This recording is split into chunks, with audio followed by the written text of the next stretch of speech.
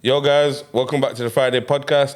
I'm your host, Big J. I'm RJ. And today we've got a very special guest, Leicester Zone, Cam Dog. Yes, people. Appreciate you coming Thank you for coming on, man. It's been a long one. Yes. It's been on the list from quite the start. I But know you have. But I've had to move things around to get this one on. Oh yeah, he knows. I appreciate We that. had I to move appreciate things, that. trust me, man. I appreciate that.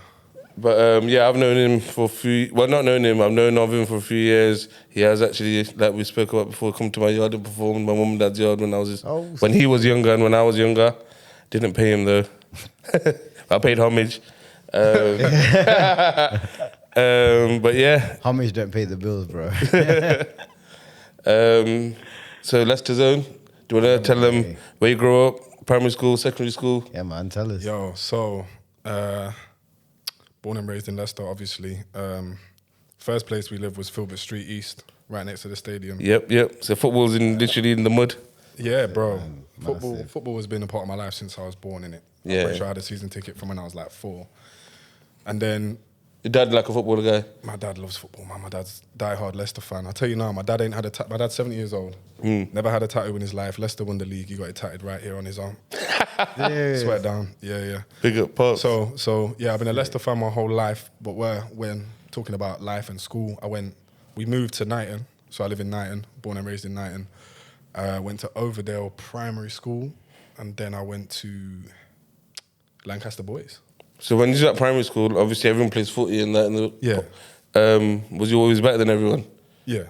From the beginning, yeah? From time. Pick first, yeah, at the five-a-side and that pick first rapid. No, I was I'll always pick captain, him. innit? I was always captain. Oh, I yeah, can't yeah, get they had picked. to do- I'm He's good the at picker. picking, innit? Yeah. Yeah. And Normally like, get the two shit mans to do the picking though, innit? I kind of flip things that's a around. PE thing. That's a PE thing. Playground rules, if you're the best.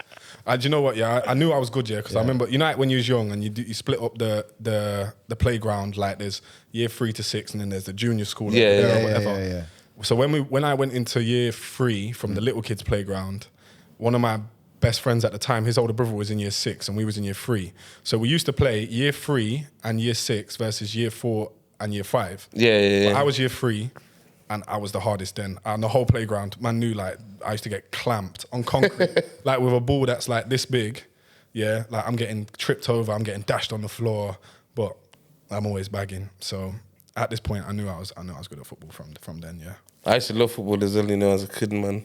Like literally, obviously it doesn't look like I did, but yo, I used to love it. Like man used to stay after school at primary school, I swear.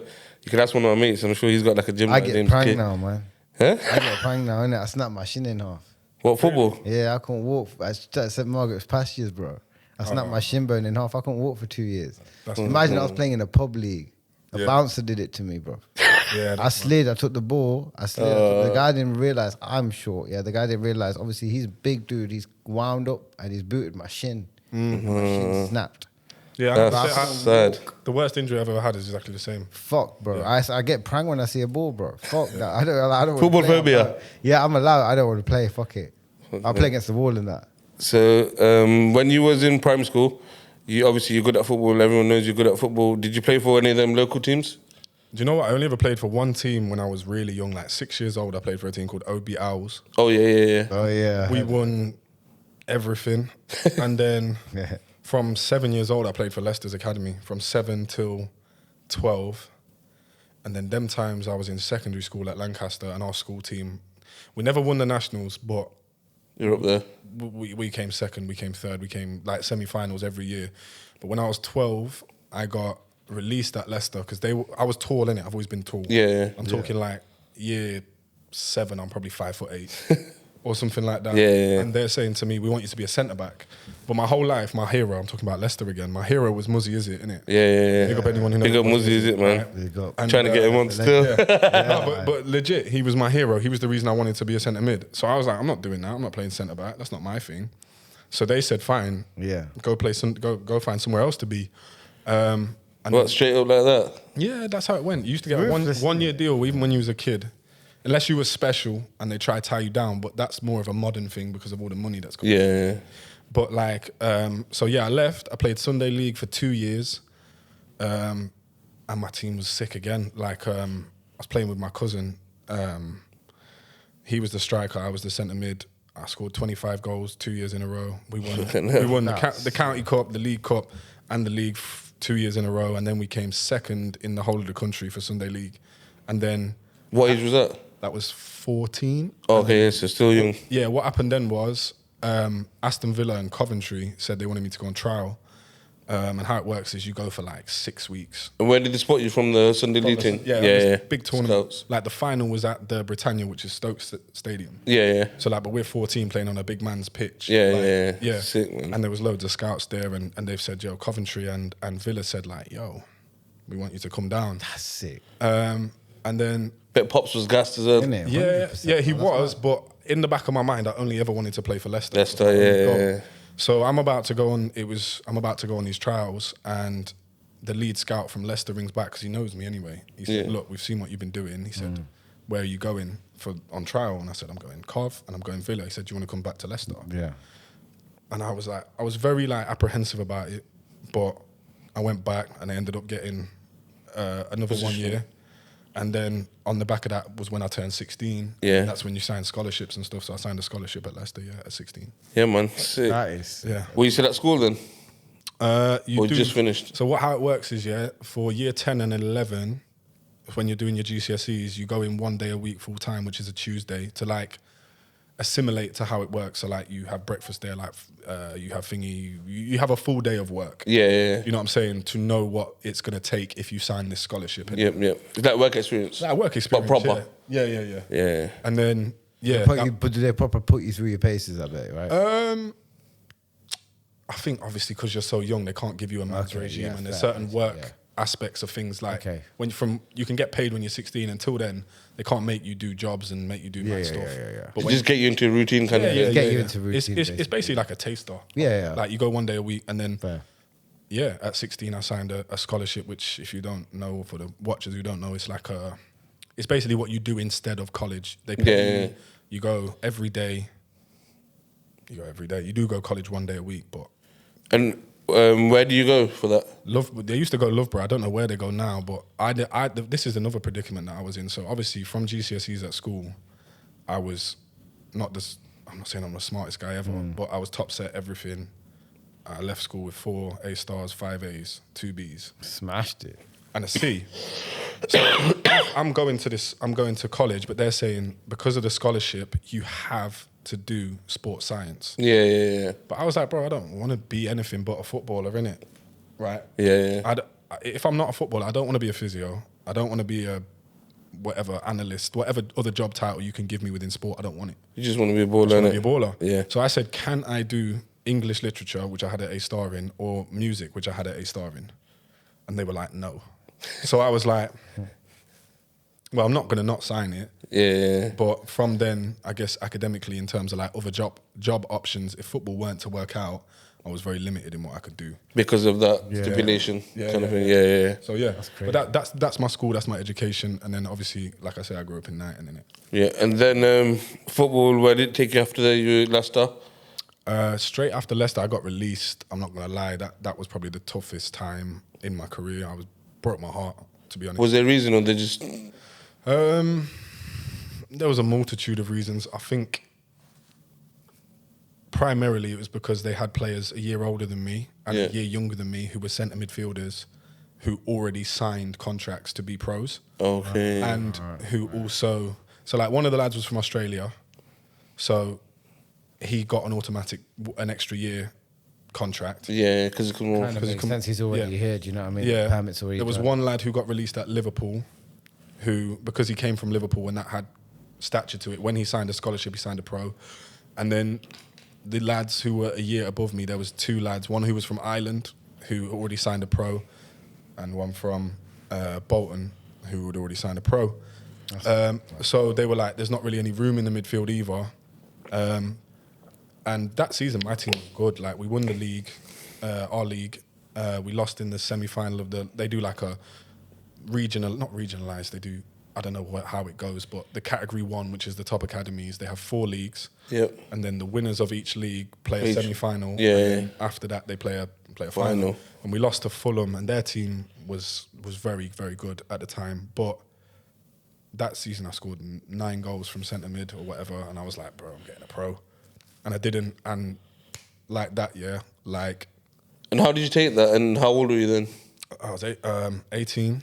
That must have hit in it, man. Yeah. Do you know what it was? Yeah, it was the most lost I've ever felt in my life because my whole identity to that point had been representative of Leicester and being. And you'd put in work that season And as I well. was from Leicester. That's the other thing. There was no other. There was one other guy who did a scholarship who was from Leicester in our team. Everyone was from out of town. Yeah. So like for me, it was like, bro, this is who I am. This is who I'm supposed to be. This is who I have built myself up to be. Yeah. For. Man, growing up round here, kind of thing, innit? Yeah. You know what I mean? And that reputation was within Leicester as well. Like, not every man, but anyone who kicked ball, no, yo, man, Cam's cold. Yeah, He's going to get a pro. Yeah, he's doing his thing. Rah, rah, rah. And I didn't. And that summer, I remember just lost, man. Just lost. I spent pretty much every day with, well, my best friend who passed away. Rest in peace, Luke, man. Yeah, R.I.P. Luke. I spent every day with him and Just didn't know what to do. didn't know what to do, man. And I remember there was a particular moment where obviously I was just vexed at everything. I was like, this is bullshit, bruv. Sorry if I'm swearing, I'm not supposed to. But But you know what it is as well, like you said, everything, what more could you have done basically to get that position? Yeah, but what I was getting to say was, literally, I've been mardy all day, and my boy just turned around to me and said, bro, this ain't my fault, you know. Like, I didn't do this to you, innit? Yeah. Yeah. Because I was being a dick. I was hard to be around because Yeah, I was just upset. difficult And I said, you know to be what, bro, around. I'm actually so sorry. Like, and I realized in myself, like, what am I doing? Like, this isn't my whole life. This isn't who I am. And there's people around me right now who I'm making feel as bad as me because I don't know how to deal with it. Yeah. So I remember saying sorry to him, and I remember crying at the time, right? And hugging him and saying, yo, thank you. That was like one of the moments in my life where I knew, like, this guy is your guy. Like, some people would just turn their back. Straight up. Some people would not even tell you, they'd just go along with it and probably Just let get you be. vexed with you, innit? Yeah, Just that's let it fester for time and then be like, you know what, bun, this guy can't be asked to be around him. Yeah, there's But- literally lash out in another way, in a more poisonous way. Do you know Yeah. what I mean? And so that's how it was. But yeah, I just had to mention my boy, man. Yeah, I miss him a lot. Straight up, man. Yeah, man. After that setback, how did you get back on top, and how did you Yeah, how did you bounce back from that? So I had an agent at the time, and he said to me, we got 3 trials lined up. We got Luton, Peterborough, and somewhere else. And Luton was the first one. So like a pre-season goes typically for 6 weeks, and the schedule was supposed to be first 2 weeks at Luton, then the 3rd week there was nothing, 4th week was Peterborough, and 5th week was, I think, if I don't quote me on this, because they'll probably be like, I never heard of him. But it was like Rotherham, right? Yeah. And have these lot been watching you from before? Nah, I don't really know. I think. Or how does the agent deal with that? Yeah, I think the fact that potentially they might have come and watched that game against Fulham that we lost when I played final. very, very well. Yeah, but if they didn't, it was more so like this guy, his team won the league. He had 9 goals. We've seen his highlight reel, etc., etc. Stats and that. Yeah, Yeah. Yeah, we'll give him a trial. A trial's not a contract. A trial's a trial. Trial, yeah. If you flop that, you flop that. Yeah, that's on that's you. it, it's done. So I turned up to Luton and straight away, first time in a men's environment kind of thing, with just all men. And first time away from home, really, like, you know what I mean? Yeah. And You didn't really go union and do all didn't that go kind of uni, stuff, didn't do innit? nothing like that. So, yeah, anyway, we're on the trial. I'm doing my thing, basically, for the whole week. And then they're going away to do a camp separate. They're going away. Cool. The manager says to me, yo, I got a deal for you in it. It's 2 years. This is how much it is. You'll be training with the first team. You'll never be with the youth team. And it's on the table for a week. If you don't want it, I'll go get someone else. So you have to let them know within a week, and that's the first team that you trialled. Yeah, and I'm like, but I ain't got another trial till the week after this one, the one where you're away. So I can't even go say that. If you take it off the table, I'm finished. My agent was like, yo, it's a big club. Luton Town is a big club. Even when it was at that level, it was a really big club, just in terms of fan base and history. And I signed it and I didn't look back in it. Yeah. Yeah, man. Fair, man. Big up Luton Town. Yeah. How was that, obviously, going in straight into the deep end? And how did you take it? It was hard being away from home. I had to live with, like, effectively a foster family for a year. I got thrown out. Well, for real. I got thrown out. They said they didn't want me living there no more. So I had to stay in a hotel for 5 months. How was Is it staying in a difficult? 'Cause hotel? It's long, man, because anytime I'd go home, they'd change the room. I had to live on this like dinner service. The club said they'd pay £20 a day for me get to an eat. allowance, basically. Yeah, allowance, because I didn't have a kitchen on it. Oh, okay, fair. But I remember certain days, like I remember I had to stay over near Christmas and they closed the kitchen, so I got £20 of credit that I can't use. There was so many different things that was just long in it, and I wasn't really playing because the team was struggling, even though I felt like I was training well.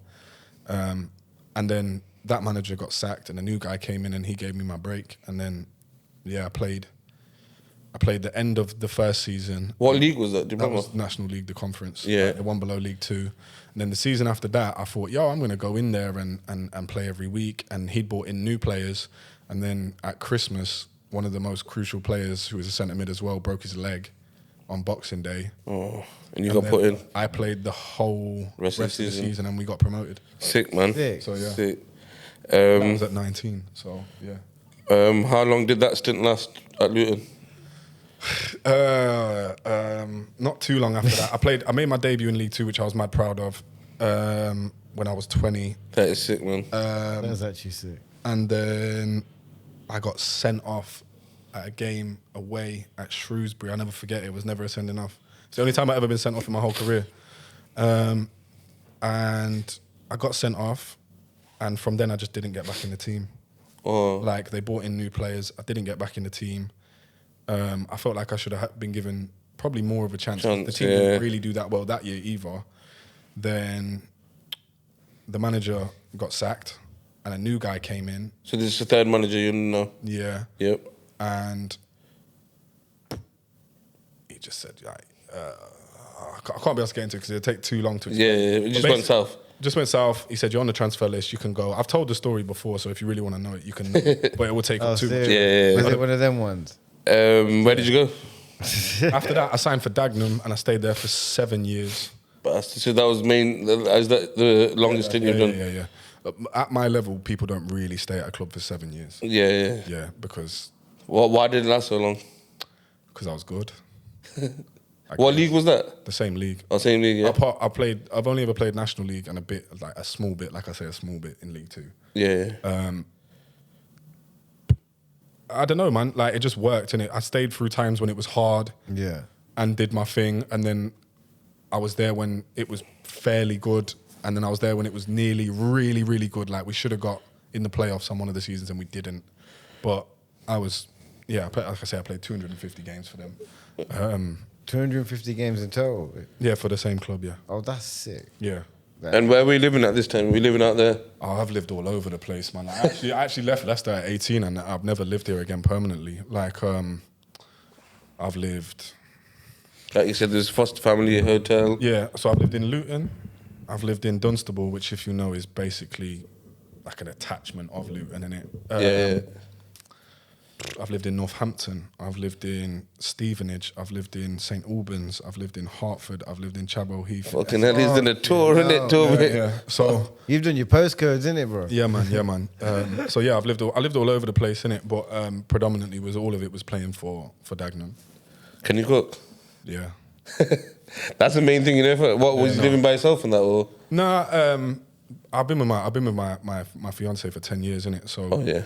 predominantly living with her, but there were patches where like she was at uni or she was living back at home, and I was staying in Dagenham with a group of other players. And how did she feel about you going from place to place like this?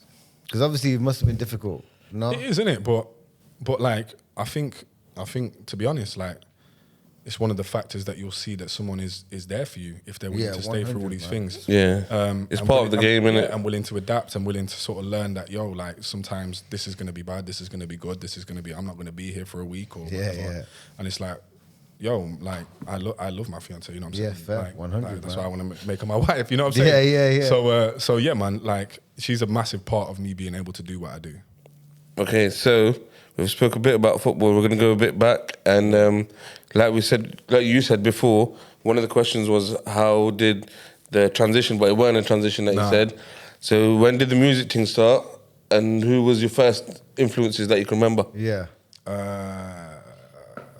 Because this part of the episode is going to be longer than the football bit. Yeah. Yeah. So like, if I put it into context, like I grew up in a musical household. My dad listens to predominantly black music, but my dad is an older man, so his taste is like northern soul, funk, reggae, you name it. But like I'm talking like all 70s, 80s stuff, Funkadelic and Parliament, like Motown, greatest hits, whatever, whoever you want to name. That's what you're listening to. But that developed into him listening to sort of very early hip hop, so like Public Enemy, NWA, Tribe Called Quest, Rakim, De La Soul. So this is the music that I'm listening to growing up, and then neo soul as well. Like my earliest memory of listening to music is Apple Tree by Erykah Badu. That's the song that I remember in my head, in my living room at home playing on tannoys. So that's where the influence with my music comes from. And then obviously within being British, like the first British rappers I listened to was Kalashnikov and Roots Maneuver. So that's what my dad used to listen to. So then when the 2000s hits and grime comes about, that's the natural transition of what I'm interested in, because my peers, my age mates, the culture, that's what they're interested in doing, innit? 100%. So that kind of just rolls into that, and then you find like, I remember you said the first influence of people, like there was a crew at Lancaster Boys called YTS, and one of my friends' cousins, older cousins, he was in the crew. Yeah. So we were all getting Bluetooth tunes like, we're about to go into year 7. These men are like the year 11s and what? Yeah, fucking this is my cousin, brethren, whatever. What's one all round the phone like this, spitting a bar into it like, what did I say? You man are dead. Whatever, innit? That's what we're doing. Yeah. And from then, I was just the only person who did it and just fell in love with it and carried on. And all my friends, probably by year 9, all the people that I started initially doing it with were like, this is dead, man, I'm not doing that. What are you talking about? Like, I'm not doing that no more. You know what I mean? Because we're not good. Yeah. But I was like, well, actually, I'm kind of good. No, but did they tell you you're good, or did you tell yourself? No, I knew I was good. Yeah. So was it like a football thing? You could just learn yourself, okay, I'm good, I'm going to be beast at this? Because obviously you've been at football in school. I think it takes time. And if I'm being honest, like, being white and doing it comes with a bit of stigma. Because man are like, you just want to be a bad boy. You're acting a certain way, etc. And you kind of have this element of, I actually have to prove myself in this field as just not being like a phony little culture vulture. You know what I mean? Yeah. You have to be better than the average. And then there's also... Man saying, you're a good boy, you're a footballer, what you chatting about? Also, on top of that, Lancaster is an all-boys school. So I'm already known for being good at football. It doesn't necessarily make me a target, it gains me respect, but me trying to spit bars as well. It's like, bro, this guy spits bars as well. What's this guy doing? Like, and then there was a lot of MCs who were good. Yeah. And like... What, in YTS? YTS kind of dispersed. Them were older than me. I was year 7, they were year 10 and 11. So by the time I'm year 9, they're gone. Yeah. But there was a lot of man from Fields who was like, what their thing was called SPE. They were like sort of the MFS younger lot. Oh, yeah. And then there was a man from South. There was a few men in the back in the day, Bro, there was Skis, a guy called Element, I can't remember what name he went by at the time, but Crammer, Grinch, what name does he go by now? Buzzrock is what he was called at school, innit? Bizzle. Sniper T, whoever. But you know what I'm saying? But there was nothing. Yeah, that's You're older than us, that's why. He's 39. Yeah. Oh, okay. But they're all good. Yeah. You know what I'm saying? Yeah. And really and truly, if we're talking about more so on like a grime thing, which at the time was content-wise a lot of violence, they were on that way more than I was. Yeah. Because so like if we're spitting next to each other and I'm trying to be lyrical and talk about, I don't know, more consciousness or whatever, and them when are talking about stabbings and being bad. Not saying all of them was doing that, but they're more believable. My thing's not hitting the same. Yeah. So anyway, but I knew I was good, and it took me just a bit of time to realize that, like, you don't have to be that guy to do this. Yeah, of course. So there was an element of my early stuff where I was gassing it. What am I talking about? I don't have a knife. Right? I don't. You know what I mean? All these things, of course. You know what I'm saying? Yeah, but it rhymes and that. It sounds good, doesn't it? So fuck it. But it sounds tough, and man are like, that was. So after a while, I learned to be me within the spectrum that I was in, which was rap music. Yeah. I respect that. Yeah. growing up, then who was like obviously you've named what you was listening to while your dad was listening to, but who was your first early grime influences outside Leicester? So like, I think the first single that I bought was "I Love You" by Dizzy. Yeah. But the other thing is, when I talk to people in London, they don't understand that it wasn't as accessible to us. Man couldn't go by It's not YouTube and that. Y and Z's mixtape. From the local record shop, because we did have one record shop in it, but It was too funky, innit? But Too funky was the place. I don't have, apart from Channel U, I don't know who these men are anyway. So why am I buying their mixtape? So it was more so like what hit the mainstream that I was listening to. I liked Roll Deep. That's what I was going to say, Roll Deep. I like Roll Deep. I loved Kano. Kano was You got a tune called Kano, right? Yeah, it goes, I was made in a manner like Kano, so I rip Home Sweet Home like Kano. Last name's Robinson, but I ain't Kano. Kano. It's Cam Dog, no, it ain't Kano. Yeah. He's got a new tune coming out tomorrow with Scraps. Kano, with Scraps. Oh yeah. I think I've seen something there. Preview today. But in terms of lyrics, like Kano was my guy, and I think the reason I liked him so much is because I related to the fact that he was effectively what I was trying to do at the time was put hip hop content and stories and lyricism into grime. Which I didn't feel like many people was doing, and I felt like Kano did.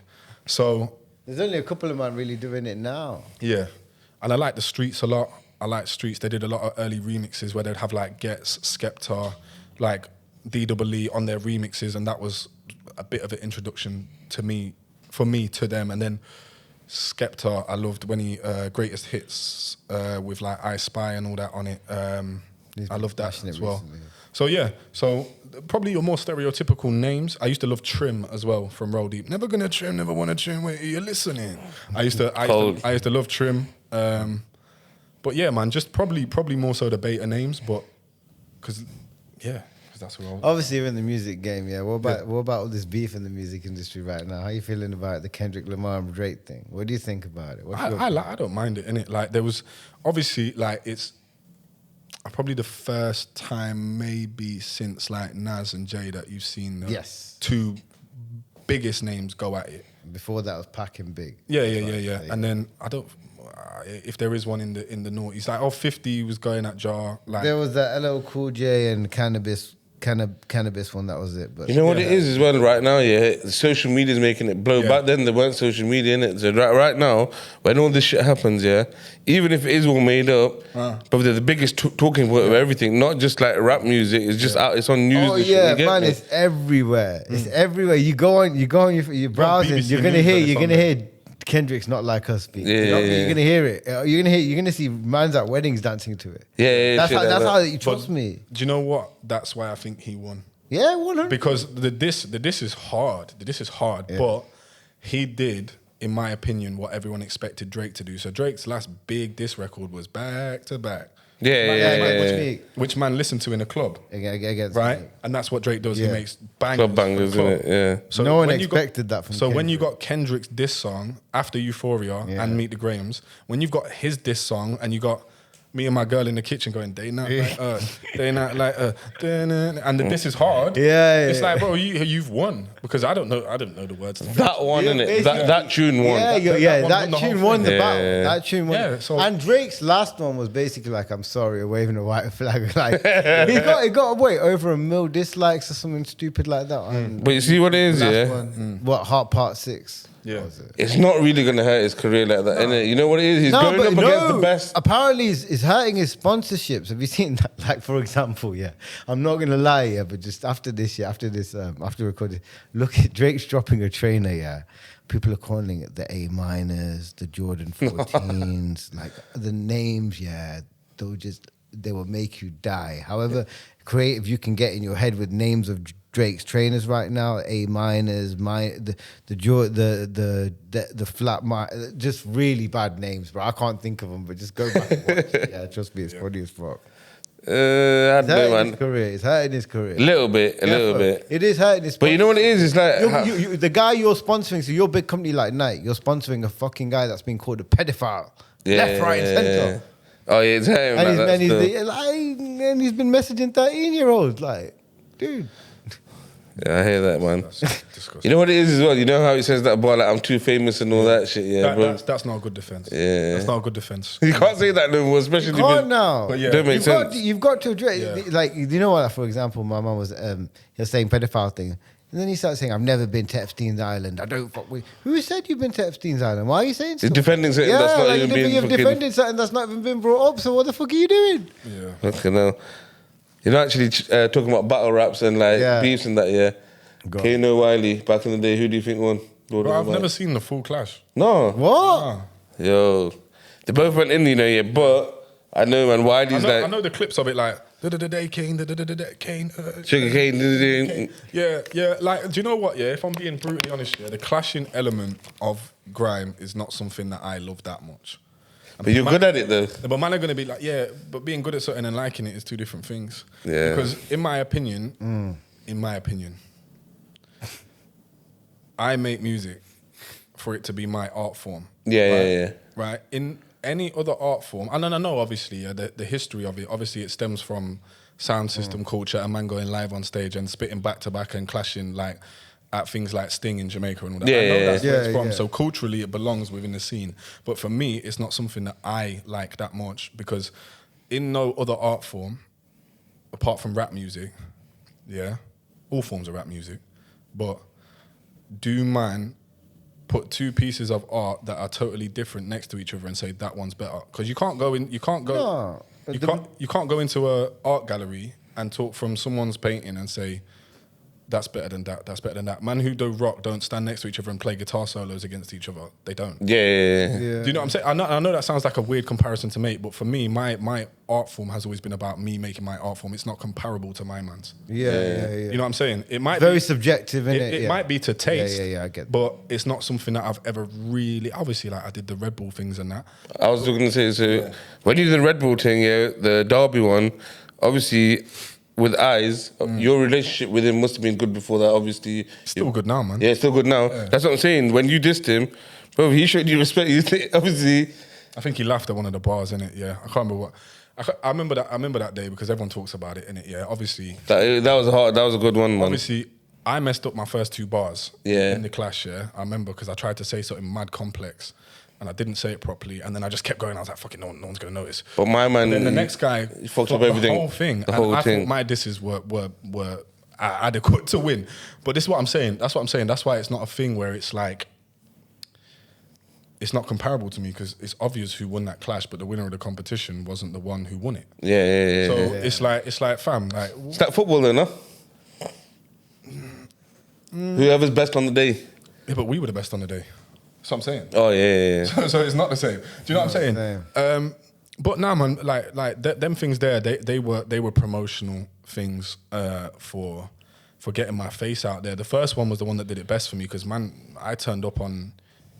Actually, coincidentally, Eyes was the one who shouted me to do it, and we turned up to this London versus Midlands clash, which was part of a mixtape. When you lot on the same team. Yeah, and it was me, Eyes, and Mez, and it was AJ Tracy, Dave, and Jams. And I was like, you know what? This is it. If I'm gonna put my face out there, man are gonna say this guy's hard because man already know I'm good. Yeah. This is against Dave and AJ Tracy, who are arguably two of the biggest names produced from the era that I came up in. Apart from Stormzy, they are. Yeah. Arguably Dave's bigger anyway, but couldn't say that. That was one of the questions we said there. Well, it's coming up though. I was like, bro, I'm gonna have to show man that I'm better than these guys. Yeah. And I feel like on the day I may have done that, but obviously in the spectrum of the whole of life, they've done much better than me. But do you think if you was from London, and it was a different flip the coin a little bit, like, do you think if they were the Midlands boys and you were the London boys, do you think it would have been a different story? Because of where they were from. I think the biggest advantage you can have in the music industry is being from London. Yeah, they were home turf. But it says Red Bull London at the back. If you watch the video. Not even with that. If you do, like, I put it like this year, like, some people are like, nah, man, because you got a better chance of standing out if you're from Leicester or whatever. Or I'm saying Leicester, as a city, has no history of music culture. Yeah? It doesn't. It doesn't have venues. It doesn't have studios. It doesn't have radio shows. It doesn't have... open mic nights and all that. Doesn't have open mic nights. Doesn't have a record label. Doesn't have anything. I went to London and I went on the Grime show with Sir Spyro on Rinse FM. Yeah. That was the first time I'd ever been on a radio set at 20 years old. And you know when you're doing all As this, a Grime MC. well, you know when you're doing all this, the Red Bull stuff and all that. Did you have a manager, music manager? No. You're doing it by yourself. Just me. Just you doing it on your own. Yeah. No manager. Yeah, and then the thing I always say is when they say like, nah, but we've got bare more competition. Yeah, but I say you have a chance to fail. We don't even have a chance to fail because we have no chances. Yeah, there's no chance at all. You've got a chance to go this radio station, that radio station, that radio station, that radio station, that label, An that area A&R. you go to in London, that's it. Your older was in Roll Deep. The other guy knows who you stood next to is best friends with Jamal. So much more. SBTV's young, Cole. SBTV's Yeah, there, yeah. this channel's there, It's Mixtape true, Madness is innit? there. That's it, that's literally You it. got 400 studios to choose from, 50 music venues, and You've got camera guys left, right, and centre. so this is what I'm saying. So I'm like, but I hear if that, you man. I failed, fully hear that. It's because you failed, innit? Because you're shit. Because you had chances. Because there's numerous chances that I couldn't get a hold of until I was 20. Yeah. Do you know what I'm saying? Yeah. And I like, get that, man. like your ends. If you look at Tottenham, for example, this is just I'm not saying this at all. Like to be like a thing where I'm saying like, oh, if you're from Tottenham, you're gonna make it. Yeah. But what I'm saying is, if you look at generationally, you had Boy Better Know, you had Chip, you had Wretch or whatever within one era. You got And the OFB. next, you got OFB. Then you got Heady One, and there's a realistic blueprint within it on how to get out of the ends and how to do it. Because you've seen a next man do it, and a next man do it, and a next man do it. And when it comes to your turn to do it, they're going to point you in every right direction. I'm not going to say they're open doors for you, because you still have to be good. But they'll put you in a room that you can't put yourself in. They'll tell you which door to hit. Yeah. If there's loads of doors, What they'll tell door you to hit knock. that door. Yeah. You get me? Exactly. And what, when your tape comes out, what, you need a feature? Okay, yeah, we can do that, because you're from ends. Bro, It makes sense. Obviously, he chose Tottenham, and as an example, there's like Skepta. Yeah, obviously, you know, look out that tune with done with Gigs. Mark Duggan's in that video, so he must have been. Obviously, I think he was Mark Duggan's mention, and then fucking my man's Rest his in son, peace, innit? by the way. Yeah, rest in peace, Mark Duggan. Rest in peace. And my man's his son, innit? What's his name? I'm fucking buzzing, huh? Yeah, Bando King. Bando King. Yeah. But I'm not saying that's the reason man make it. But what I'm saying, or what I'm being honest about and saying is, you definitely have a better Guidance, innit? It's guidance, innit? You got all the man to guide you here. Over here, who can guide you in Leicester? Because that's the best way to explain it. Because obviously, look at the moment. Yeah, if you're good and you're in Leicester, who's going to guide you? Yeah, who's gonna But if guide you're you? in Like he said, he London, didn't even have a you've manager. got so Me, much I'll around try. you. You've got a I'll try. supporting network. Yeah. You know what I mean? So like, Yeah. 100%. So wait, how did what was first? So Spyro was first, or Red Bull was first? I think in order it went JDZ Media, which Yeah. is the only man in the Midlands. Midlands, yeah. Yeah. So I did JDZ Media, Grime Show. So these like hit you up, or do you have to hit them up like, yo, I want to do one? But I had one brethren, this is one guy who helped me out, and it's only because he was from London and his best friend from school was the producer of the Grime Show. Okay, yeah. So if he never moved to Leicester for uni or whatever and had Might not have happened. Yeah. and had a kid and whatever and stayed here for a bit, I wouldn't have got that shout. Yeah. So anyway, guy's name's Kennedy. You must know him. He's been around Manish before, mixed race guy. Big up Kennedy, man. If I don't know you, big you up. You But would've- I'll probably you would've- He was the guy. He was the guy. He wasn't my manager, but he was trying to be. Yeah. Or he was trying to help me. at Help least. me, yeah. And so it went, Grime Show. And I remember going to the Grime Show, and I'd never been on a set ever. And I didn't even know what to do. Was it a set, like a full set, or was No, it you? just me. Oh yeah. Just You never me. been on like a set? No, set? I'd never been there with me and a DJ and a thing, and it's going out live on there. I'd never done that before. And I was like, do you know what? Yeah, this again. And who did you go with? My man. Just my man and me. That's it. Okay, yeah. And I've pulled up here, and I'm like, he's gonna say whatever. You're going on there in 10 minutes.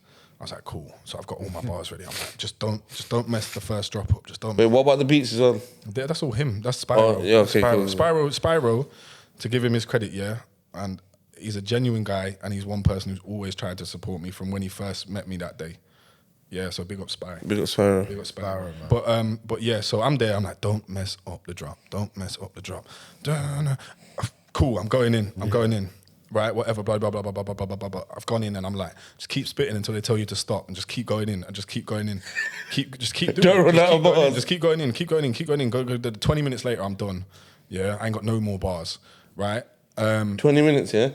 I think the video's About 20 minutes, yeah. I could be wrong. It could be 18. It could be I'm whatever. going on for 20 minutes. Yeah, that's what I'm saying. And I'm like, 1 man as well. just keep going, That's man. crazy. Just keep going. Because this might be it. This might be the only time you get to do this. And I remember Eugene, who was the name of the producer who Luke knew. He's like, yeah.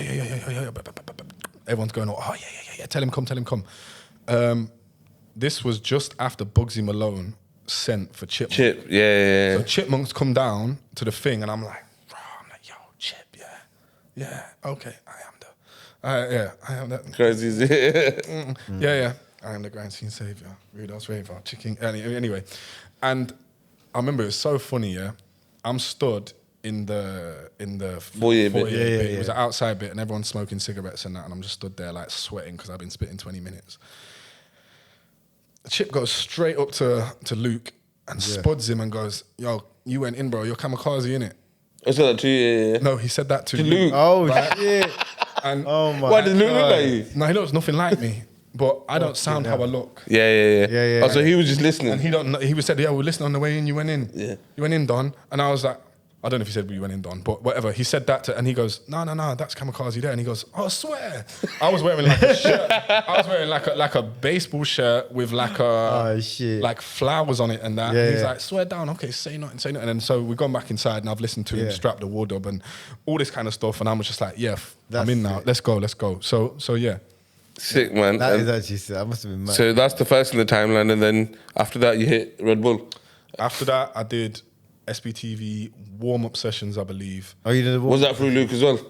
No, that was through them hitting me off the back of. Sick. Oh, that's sick. Yeah, and I think he's done all the big platforms. So he's done Fire in the Booth. yeah, them Fire in the Booth. He's done. Fire in the Booth gave me 1 week's notice as well. Someone Fuck called off. and they said, yeah, come, and I was like, cool. Oh, shit. That's sick. I got it strapped, whatever. Westwood Crib Session with Teeps. Westwood, yeah, I took Teeps to that still. So was that all on the back of that one thing? Nah, man, that's just a snowball effect. What was Yeah. your favourite one that you My did? favourite freestyle I've ever done? Oh no, What's wait, I your wanted to thing? ask one more thing as well. You know that Go on. you know, for the Red Bull thing, there was that other little bit you man done, yeah? Obviously you done the Clash, and there was the other bit called Mind the Gap. The mixtape. Like you lot all spat together instead of a clash. So it was you, Dave, AJ. Oh, that's what we spoke about there. That's what it was supposed to be Midlands.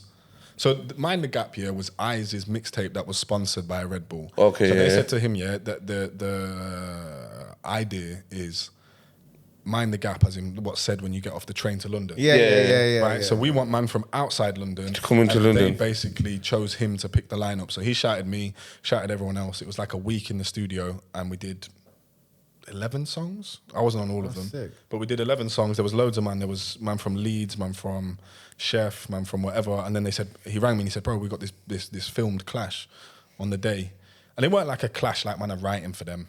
It was a clash like you spit your bar, we'll spit our bar. Let's see who wins. Let's see who's harder. And then I can't, bro. You'd have to look at the dates because I can't remember. There was like 2-3 years where it was like everything was moving. Because you done that one, then you done one with you, Skis and Jaff. Yeah, that was the Grime side clash. So that idea, which I'm not going to say I thought of, but I certainly Put your 2 pence in. Yeah, I said, why don't you regionalise this clash thing and do it Like this. Do it like this, and they were like, yeah, we'll do Good that. idea. Yeah, good idea, mate. Sick. Yeah, and then that was, and I was the captain for that team, so I chose Jaffa and Skis to go with me. Yeah. Sick. That's sick. Spoke about Mine is Cooler. How did the relationship with him How did start? that come about? So this is a story. Big up Mine is Cooler as well. Yeah. So man, big if up. for people who don't know, yeah, like you know when I was talking about that era of me finding myself within music, Yeah. as in like what I wanted to say and what I wanted to do. A lot of it was more hip hop based because I felt like it gave me more freedom and subject matter to talk openly and be myself, kind of thing. So my one of my other best friends is a guy called Mo, and a member of his family is from that side of town, so like Hamilton. Oh, yeah. Yeah. Anyway, I'm at Carnival with Mo, and he sees his family member. Yeah. Oh yes, blah blah blah blah. Spotting each other. Yeah. This is my brethren Kwame, right? This is my boy's family's friend. Yeah. And he's just said, oh, yeah. And immediately this guy started playing a beat on his phone or whatever, innit? right? And he's like, What, out the blue? Yeah. He's spitting bars to himself, kind of thing. Like, we're on the park, whatever. It's carnival, whatever. Yeah, he's spitting bars or whatever. Yeah, and I'm like, oh, you spit bars? He was like, yeah, I spit bars. I've got my own little clique, which was basically Judge Meadow. Yeah. Judge Meadow, man. That was what it was. Yeah. So it was Manish, Arctic. Was it BLG? Dubbers. No, but they were called something different. Oh, okay, yeah. Right. So I had my own little thing going on with just pretty much just me. Yeah. Right. And so basically this day's gone past and we've been spitting bars to each other for time. We exchanged numbers. Yeah. Anyway, he goes to me like, yo, one of my brethren is a producer. His name's MK. And then the other guy was Arctic. You know Isaac? Yeah. And he's gone, yo, these man are linking up next week, blah, blah, blah, blah, blah. You should come. He didn't even end up coming. They've sent me to St. Saviour's Church in Fields. Oh, yeah. and said like, yo, sorry, I got hiccups, bro. Go meet my brethren, MK, innit? He's there. Yeah. These man have got beats. Da-da-da. Anyway, I've gone to meet them. We just linked up. Yeah. They've played me all the beats that they've made on their phones and that, and I've just sprayed bars to it for like hours and hours and hours. And then from then, like, they invited me to go garage. Yeah. Yeah, they've invited me to go there, and that was like their little headquarters. And Yeah, literally. That was HQ. And obviously, I've rolled up with a couple of my boys who spit bars as well. And then one day I was just like, yo, I had this idea in my head. Let's make a group of like guys that don't quite fit in the road rap thing, but I'm not saying on road, but like, I'm not shook. Yeah. Still there. You know, I'm You got your own little market, innit? doing bits and bobs, and then we're not on like the super like soft boy stuff. Yeah. Let's be in the middle, like let's be in the middle, and let's all just be creative and do our thing. And we ended up having 4 MCs and 4 producers, and we just tried to push it as long as we could. That's a whole little era for you, lot, innit? Yeah, man, like probably 15 to I think 20 was the last time we made proper like BLG music, but it's a family thing. It's not a thing that goes away. Like I do songs with MK now. Like MK had songs on my last tape and probably will on my newer tapes. So like, it's never a thing that goes away. It's just the actual label of things being called BLG is I'm not saying it's done. I'm not saying that at all. There's never say never. You know what I'm saying? Yeah. I have songs now that feature members, like feature skits or TP or whoever, or do a remix to something and put them all on it. And it's like, it's the foundation, you know what I mean? So, How do you feel about the UK hip hop scene now? What do you think? How do you feel about it now? I feel like Good question, that one. I feel like the quality control is poor.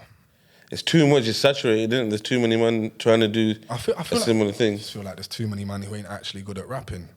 And that's not even like specific to anyone, innit? But if you take away the marketing, if you take away the beats from the top producers, Are they really if you that take away good? the big boy feature, yeah, and you put them 16 for 16 in a cypher with someone else, they can't rap. Yeah, no. And there are some that can. Don't get it twisted. Pot of Paper, Nines. There's a list of Yeah, men who are those elite, two, yeah, elite yeah. rappers, like Gets, Wretch. I love Scraps. Yeah. Scraps, that's what I'm saying. They're always going to be those. Knocks, for example. There are groups of men who I consider to be Even Eyes. elite. even, bro, Eyes is this is what I'm saying.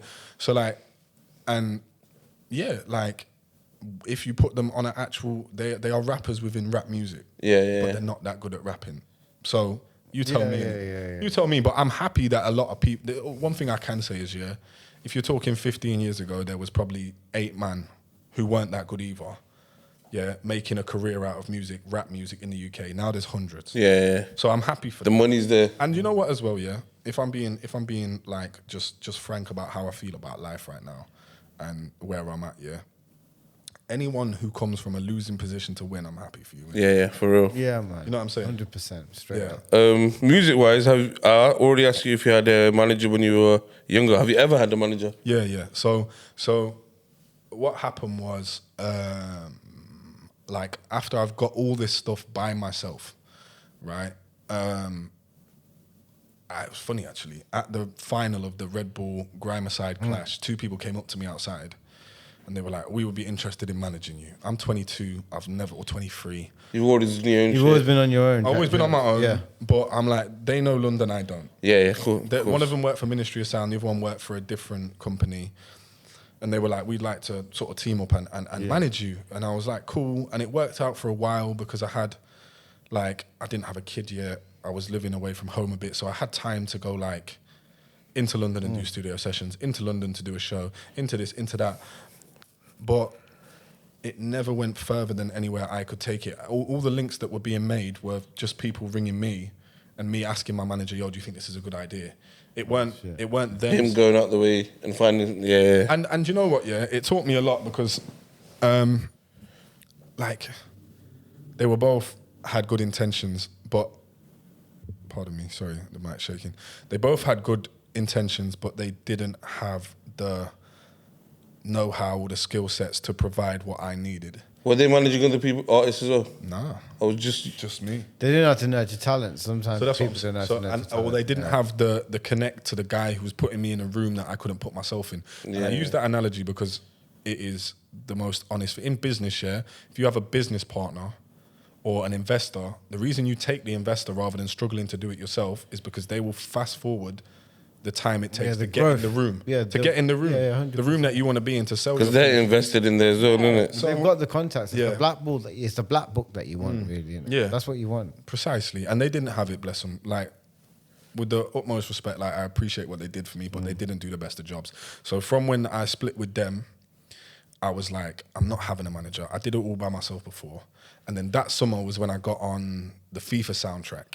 That's the next question. Yeah. We're just gonna go. Ask your question and go on. No, so first of all, not even the question is big up for being the only character and obviously the musician on the soundtrack. Yeah, Well, man, that's that sick, man. is- When I read that, I was like, that's cold. I was like, what? Yeah. You know why that's cold? Because you know right now, actually cold. there is a couple man who are footballers and rappers in that, but some of them got masks on. Yeah, I was gonna say, who do you think that is, bro? I know who. Yeah. Oh, you actually know for real? I know who it is. I ain't going to run it on here. That's deep, man. Yeah. Few man knowing it in London. Obviously, them man knowing it, man. Yeah. But what do you think about that? And do they do it because obviously they don't want Do you their think teammates? do you think his manager screw at him, basically? Well, or do they know about I it? don't know if his manager would know in it, right? I ain't gonna say too much because I know him. I don't know him personally, But you know who it I know is. exactly. Yeah. And it's probably not who you think it is. When it comes out, you'll be like, Fucking hell. okay, see it there. Yeah. Like he's a fairly big name. He's a good footballer. And he spits bars. And he spits bars. And he's cold. Yeah. He's doing his thing. You know what I'm saying? Yeah. But yeah, like that thing there for me. The other thing that goes over people's heads is this. The reason it was such a big achievement for me is because just before that, I'd done my own tour for the first time, like me headlining it, and I went with all my boys. Yeah. Like I bought my man them to sell the t-shirts. Like we're doing Airbnbs and like Sick. just road trip, all of that. Yeah. Sick, Everything man. that I wanted to do.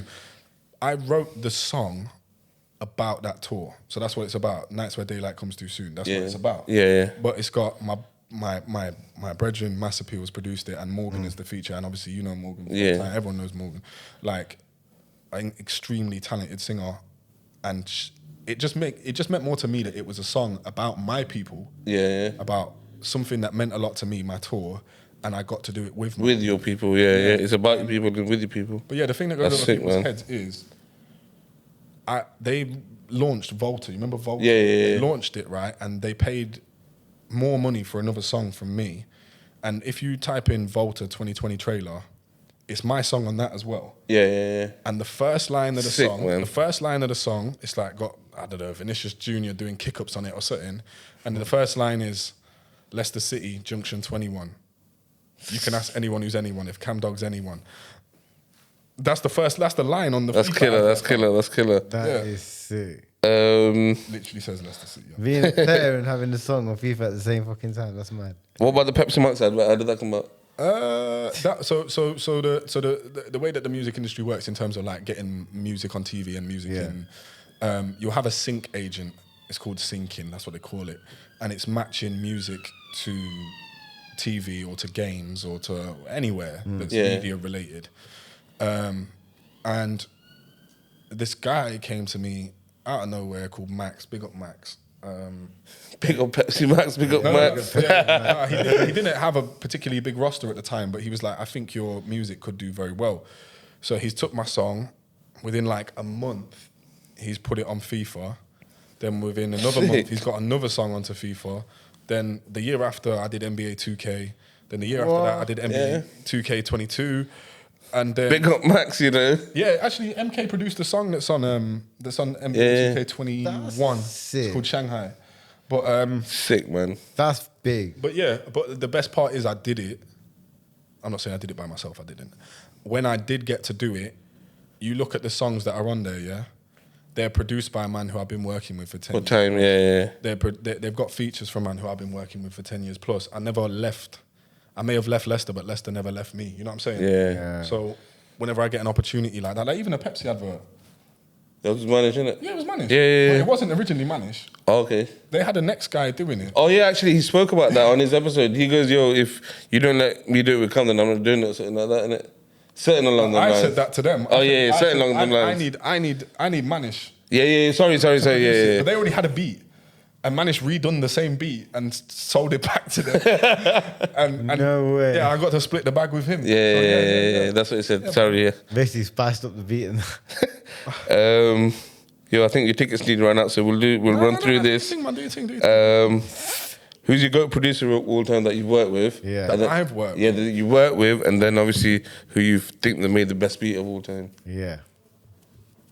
And then I'm gonna ask you different genres of beats, so like the best grime beat ever and the best rap beat ever. What was the first one? My favourite beat of all time. Yeah.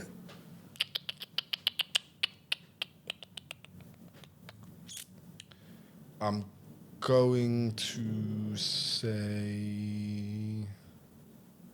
What, to spit on or to listen to? Both. Both. My favourite beat of all time is Kanye West, Can't Tell Me Nothing. Yeah.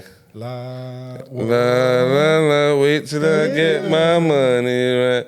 Whoa. Yeah. Banger. Right, but to Banger. spit to, my favourite producer of all time is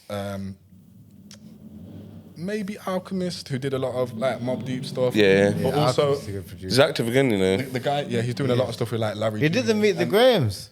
Hmm? He did the Meet the Grahams. Did he? Yeah, he did Yeah. Meet the Grahams. So like, I like Alchemist stuff, but I really, really, really like a guy called Freddie Joachim, who produced the hip hop part of my Fire in the Booth. Oh, okay, yeah. So either of them in it, yeah. Man, I'm gonna say that's a bad answer, but I don't care. It's off the top of my head. Yeah. GOAT rapper, musician of all time? Yeah. Who is the GOAT rapper? The GOAT musician of all time. Oh, it's two different questions going on. Okay. GOAT rapper of all time. My favorite rapper of all time is. I thought this guy had already on top of his head. Oh, it's a difficult It's a question. difficult question, You isn't it? know what? Because for different reasons. It's a difficult question. It might even be 50 Cent. I'm For not. real? Ooh, I was about to say bars wise, you don't even think Game's cold? No. Just.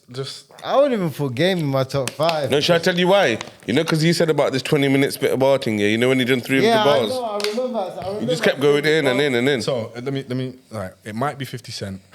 My actual favorite rapper of all time is Common, Yeah. and then I really like Mos Def, but I think for me, for me, Go on. the one thing that I look for within music. So as an MC, I'm fairly lyrical. Yeah. I have a lot of metaphors. I have a Yeah. lot of similes. I have a lot of wordplay. I appreciate man who don't do what I do. So Common does that. Mos Def does that. Right. Yep. They have a lot of sort of more lyrical based stuff. 50 Cent says the most in saying the least. I'm going to ask you another question, yeah? Do you know what I'm saying? I get what you're Yeah, saying. You know what I'm no. saying? Like he's straight to the point. Everything sounds hard. Boom, bam, boom, bam, boom. I can't do that. Yeah. So that's why I rate him so much. He's cold anyway. Go on. So, I get that point, yeah? Yeah. But none of those three, that they've had their time, they're not active right now. So, right now, lyrically, active, who you would... Most Def, I'd say. Common, I'd say, yeah, they had their time. They've not been active for a very long time. Yeah. So who would you say currently right now? Who you trying to make him say? No, I'm not trying to make Kendrick. you say no, not Kendrick. I wouldn't even say Kendrick. Like, who's got that longevity? I know 50 Cent had a sick run. You know, with 50 but he's Cent, not- yeah, he's you a- know, let me he's a tell you one business thing. He's a clever-minded. Just dude. think about this. You know these One clever verses dude. things, yeah. You know if you put against one can 50 spin Cent, 50 on verses. you can't. I don't think- Think about it. Yeah, Think about the longevity, like you 50 said. 50 out of verses, you're gonna have to put someone like. The only person who I think could do it is actually Drake. But Yeah. I'm talking Drake will only win when it gets past like 15 songs. See, I'd if put you Dre. put- I'd put Dre. I see 50. I'd put up against someone like Nas. Because they No. from that era. They come from that era. That's why they're both from that era. But has Nas Even got Fabulous. Has Nas got that many songs that you bang off in It's the club? numbers, innit? 50 Cent's got 12. But for how many albums has 50 got? 50's really got two, 3 albums. And I mean, one album was produced by Dre. If you got a produced by Dre album, that's automatically going to get you hits. Yeah, that's like a. But then after the Get Rich or Die Trying album, where did it really go? The Massacre was whack. Any album he did after that was poor. I The know. G-Unit album was What? good. No. But I'm just saying, after Dre's Get Rich or Die Trying album, he never really peaked. It's like Snoop Dogg's Doggy Style. Nah, He never really. If you go back to the album that you just said was whack, listen to it. The Massacre. It's got classics on it, man. I got to listen. I got to go back. All right. Then we got GOAT footballer. Lionel Messi. Yep. My favorite ever was Thierry Henry, but Yeah, Thierry. Cold. but the actual best footballer to ever live is Lionel Messi. And if you have another answer, you don't. No football. I was gonna say. No. I ask you a question. Actually. I got a sick question. All right. It's not that you don't know football, but you probably don't know the intricacies of why Messi is better because you don't have a knowledge of football good enough to see it. Yeah, I hear that. What's the best strike force you've seen in football? Best strike force, Ooh. as in like We were having this discussion at work. about like a partnership. Yeah, like a partnership you've seen. What's the best partnership you've seen? Are you asking me who I've played with or? No, that you've seen. He asked us to Heskey, that's why he's asking you, I think. No, did I? I didn't ask this to Heskey. I did not. No. I completely forgot. I think I was going to. I wouldn't be able to say they all played every single game together, but the Invincible season with it could be Wiltord, Henry, Bergkamp, and Reyes were all within it. But if you're talking like strictly, That you've seen. it's got to be Neymar, Suarez, and MSN. Messi, Neymar, sorry. You had Ronaldinho, Ronaldo. Oh no, but I was gonna say that. That's what I was. it could be. You had the other it could like, even triple be- R Rivaldo as well. Ronaldinho, Rivaldo, and Ronaldo, like flipping out. That Oh, triple and R. Brazil. I thought you was talking club football. Oh yeah. Oh no, but even if we're thinking. Yeah. You basketball. could say that trio that was at the 2002 World Cup. Yeah. Ridiculous. Potentially even like if you look at like when Raul and Ronaldo played together at Real Madrid with Zidane behind it. Yeah. That was a that was dangerous serious. strike. Even like I think we've got a top 5 there yeah, anyway. line up now as well, man. Wow. I'll be honest. When it was Yo. Ronaldinho and Eto'o at Barcelona, Ronaldinho and Eto'o. I can't remember who played. It might have been Henrik Larsson played the cup final, but there was a time in which like they were silly. Yeah, they were stupid. They were. The last question. Oh, you're a gamer first of all. You must be. Yeah. And FIFA. Yeah, it's FIFA. Yeah, I just play pro club. I'm not even gonna ask that question. Well, You got any more? Go on. Don't worry about my car, man. Don't worry about my car, man. you know what? You missed? No, there is one I've missed yet. And the question is, obviously, a footballer. When you're training, you're getting better. As a musician, as a rapper, how do you train? Is it just spitting bars, writing bars, spitting on sets? How do you get better? So there's 2 answers to that, yeah, which I would advise all people who do music to try. Sorry. Like, so you can be a bedroom MC and you can get good at spitting bars and you can spit in front of your friends. And it's the same with football. Taking yourself out of a comfort zone. Say like you're right-footed and you're sick. You can't kick a ball with your left foot.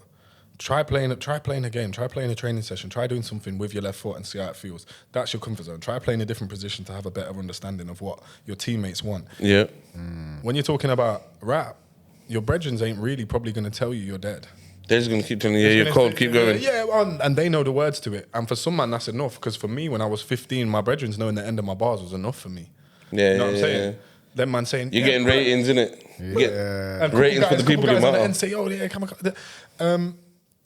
But you need to be able to... Firstly, you need to get good enough to take yourself out of the bedroom and show your friends. Once you've shown your friends, show people who ain't your friends.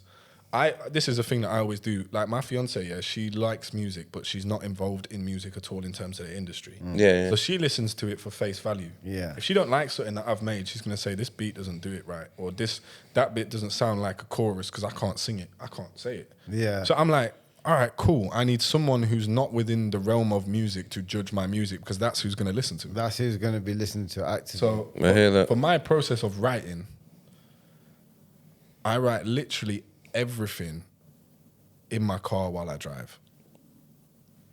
Oh. Oh, yeah. So obviously, like, Hey Siri, notes. nah, not even. Like, I'll play a beat, and obviously this is muscle memory as well. So like, I couldn't do it before. I had to write everything down. But like, I can probably remember, if I get the first bar, I can probably spit 150 verses that I've written off the top of my head now. So You know what? Yeah. maybe a little bit less, but like, so when I write a song, I'll get my aux, I'll stick it in, play the beat. Okay, cool. Run it again. So this is a creative process of and camp. then it will get to a stage where I'll either remember it off by heart by the time I finish the journey or whatever, go write it down, or it will be like, record, I'm looking like this, and Thingy said this and that went where, and then by the time I finish, I get home again, I'll go, boom, and did that and that went there, and I still lose lyric books in it. I don't write nothing in my phone, so yeah, it has to go down. It's be hard knowing the right words and things like that. You know, rappers here, I don't understand how, like, you know, if you listen to like a J. Cole, you listen to someone like that, and the words that they put together. And How did you do that? Painting the pictures. How did you think of that? The pictures that they're painting. How the fuck do you always do these triple entendres and things? How are you doing things like that? Because their brains trained like that. Think like that. You know what it is? It's a technique. It's an art form. It's a technique it's that an you art learn form. and you study and then you implicate yourself. Like, one of my favorite bars that I ever wrote, Go on. I was walking home from my friend's house, and I had a T-shirt on with Big L on the front. Yeah. Big L's another Big goat, L. by the way. Rest in He's peace, Big another L. goat. If he had a longer span within his career, it would have been definitely Big L. So the T-shirt, has a picture of Big L with glasses, and I was just walking home listening to a beat, and I'm looking at my T-shirt, and I thought, what's his name's Lamont Coleman, right? Yeah. So the lyric is, to put my city on the map is exactly what I want. I want to help LC like the glasses on Lamont. Oh, that's hard. Yeah, I get I want to see LC. You get Big L, he's seeing I want from to his help glasses. LC, but also LC is less to see. Yeah. that the glasses are Certain man that would just go over the head, but I get it. Yeah, You get that me? is sick. That is actually sick. So when I thought of it, I'm walking home and I'm like, That's cold still. cold. And you get them, and every now and again you get them bars where it's like, bro, like this is actually like a bar quotable, like serious quotable. Not just like that bit's hard. It's quotable. Any man can listen to this and say it's sick. And that's just, like I say, muscle, like, you know, like when I compare it to football again, I might get the ball played from me from here, and I've checked my shoulder once, and I know my man's there, so I know if the technique goes that way, it's going to go that way. If I turn this way, he's running that way by himself, and I'm turning. It's just muscle memory. It's knowing, being in the situation enough times to know how to deal with it. So, like, you get a beat, okay, cool, this tempo is this. I know roughly how many words or what the rhythm needs to be to fit within this sort of sequence of drums. That's where I start. Then we roll. Then I get 8 bars in. Then we roll again, and that's just how it works. That's crazy, man. Last question, and then we'll go to sponsors. Go on. What's the GOAT cam bar of all time? What's your one, Rahul, from today? What? Your favourite bar so far? He's just gonna say. He told me he likes Time It Took, so he's gonna say something from Time It Took. Time It Took is one of the baddest tunes. I've been blaring that line. I've been blaring that in my car. Should I tell you what mine is? Yeah, I don't know exactly how it goes. He goes something like, Time It Took's hard. end your career like North Korea, you'll get Kim Jong. Oh yeah, your career can be North Korea. I'll lock off the thing like Kim Jong Un. Ooh. Oh, it's actually Kim Jong Il. And then keep it locked off like Kim Jong Un. I am a king, not a pawn. That's sick. That is actually sick. My favorite bar that I ever wrote.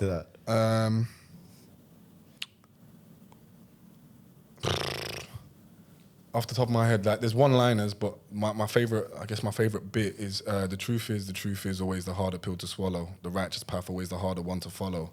And yeah, the top it feels better than the bottom. And yeah, the coke it tastes better out the bottle. The sunshine it feels better in Morocco, but don't spend today thinking about tomorrow. And don't spend tomorrow thinking about the days that follow. I see guys with no morals rolled up into role models.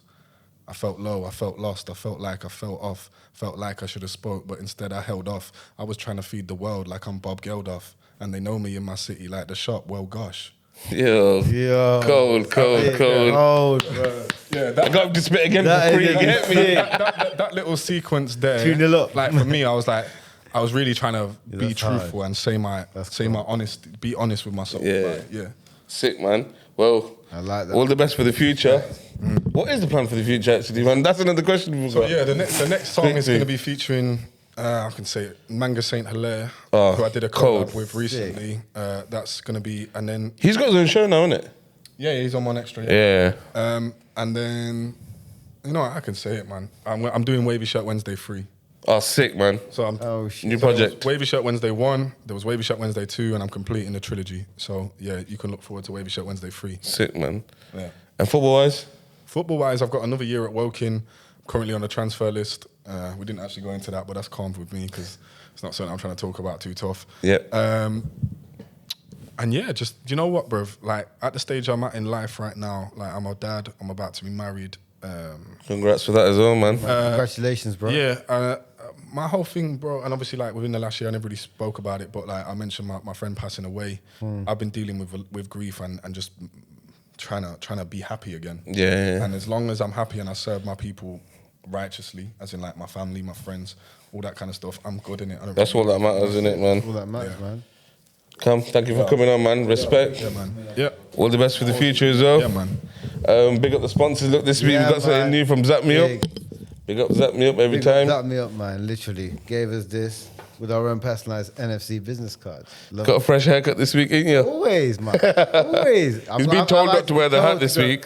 It'll be a crime to wear a hat. Cam told me it'll be a crime, man. But shout out my mate barbers each and every time. Big up Pyro 2. This week we have, I think they're called Court Purple Dunks. I should have known this, but I think that's what it is. In the box. They look comfortable. Yeah, they look nice. What was I going to say? Yeah, summer's coming around, so everyone's getting fresh caps. So if there's something that you can't find, yeah, they're called Court Purple SP Dunks. If there's something you can't find, hit them up because they go to all these shows and that. So I've given them something today as well because I need to do some You know size what? Yeah, swapping. I want to say something. Yeah. Jordan 1s. Yeah, I like them. Yeah, I've been getting them. Yeah, I get it. It's my second pair. But why are the women's colours harder than the men's? Oh, I don't know. So They're way better. Sorry to interrupt. So these man go find crepes. Yeah, if you need Yeah, it, if you you don't need find it for you. They'll source it in it. Any Air Max patters you can get for me. I've got one of every edition, but I need some other colorways. And Air Moabs, lads, if you're listening, yeah, Air Moabs. They're very rare trainers. They're like some hybrid. They drop them every like 2 years. Or Yeah. They're ACG in it. They're ACG mixed with a Hirachi. I snapped the buckle on the back of mine. So if you can find a pair in like a dark colour, shout me as well. These lot, man, they could be able to source it. Big up Mama's Kitchen each and every week. Right, definitely. Big up Flexi Car Hire, skirt. Someone's going up again, so if you need a whip, hit them up. Big up RS Glass and Glazing. And that's it. And big up Leicester Podcast Studio each and every time, man. Each and every It's a wrap. Thanks again. Bro. Love. Bless.